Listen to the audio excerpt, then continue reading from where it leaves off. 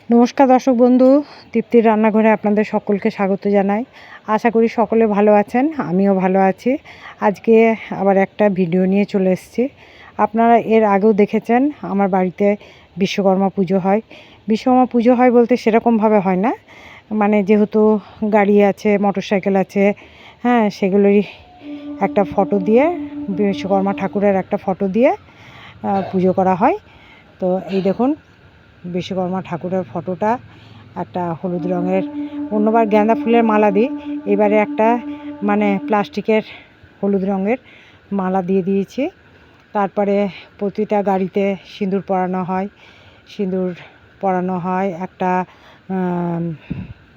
লাল কাপড় বানানো হয়, হ্যাঁ, আর ধূপ প্রদীপ, মানে যেটুকু আর কি ঘরে নিজেরা যেরকমভাবে পুজো করতে জানি সেইভাবে পুজোটা করা হয়। তো এইখানে একটা পিঁড়ি থাকে আমার, এই পিঁড়িটার উপরেই প্রত্যেক বছর ঠাকুরকে রাখা হয়। ঠাকুরকে রেখে আর তার আগের দিন প্রতিটা গাড়িকে ধোয়া হয়।